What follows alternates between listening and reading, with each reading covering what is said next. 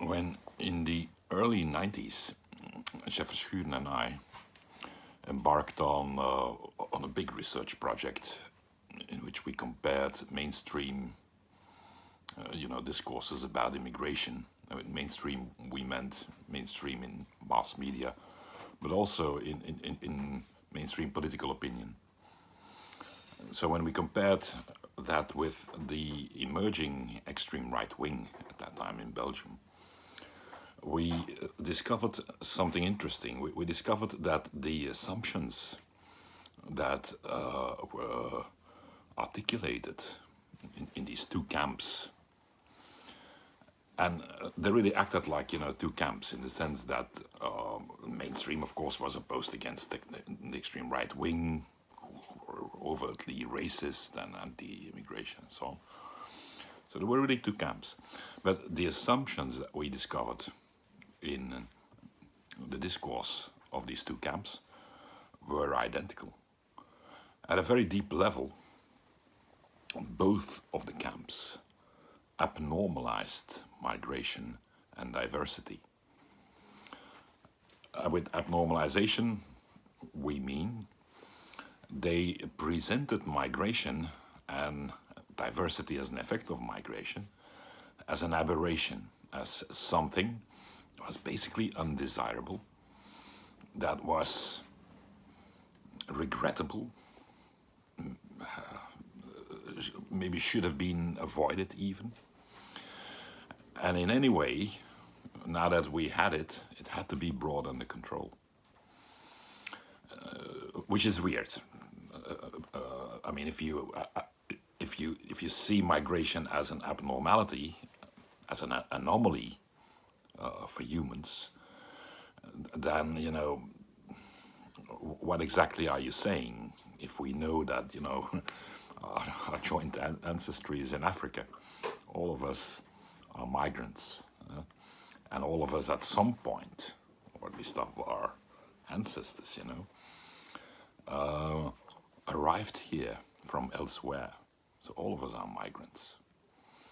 So what you see here is a 19th century nationalist ideology, the ideology of the modern nation state and of modernity, that articulated itself very, very strongly in a sense of homogeneity as the norm for social harmony, social and political harmony.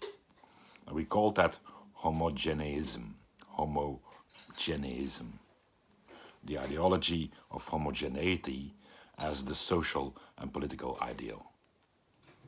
Now within homogeneism, what you could see was that basically the anti-racist forces of the mainstream, or at least the attempts that you had in mainstream media, mainstream political debate, to debunk the viewpoints of the extreme right were basically impotent, because they all assumed the same presuppositions. All right, and the presuppositions were, okay, migrants are not from here, they don't really belong here. Yes, it's good to be different, but not too different.